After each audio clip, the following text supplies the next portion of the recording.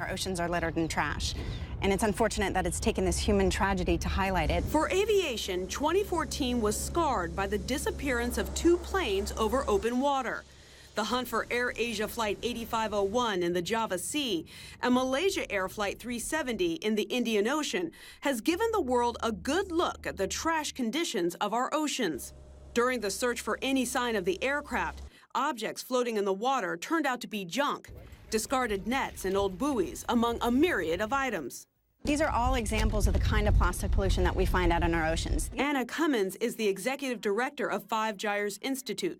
The biggest offender is plastic pollution. Roughly 80 to 90% of the debris in our oceans is plastic. And the worst of it is that people don't realize that this is not just unsightly. This plastic pollution is actually getting into the food chain and may ultimately be affecting our health. And it's affecting the animals. Absolutely. Roughly 660 species today, and that is a conservative estimate, are affected by plastic. They either get tangled in it or they ingest it. It's a lot of single-use disposables and packaging. And what's really insidious about it is that plastic in the oceans doesn't disappear.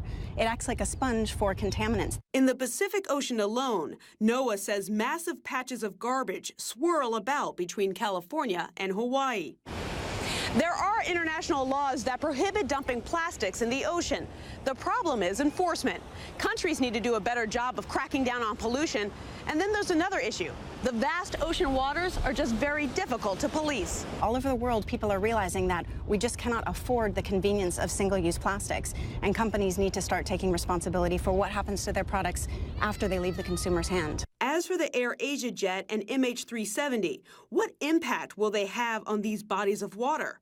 Cummins says as ocean pollution goes, the debris from the planes are just drops in the bucket. The bigger problem is what starts here on land. Roughly 80% of the plastic pollution we find out in our oceans starts on land. It's as simple as the debris that we see right here in the sand, the cigarette butts, the straws, the forks, the bottles, the bags. Some common items that may help daily life, but pose a threat to our oceans. Stephanie Elam, CNN.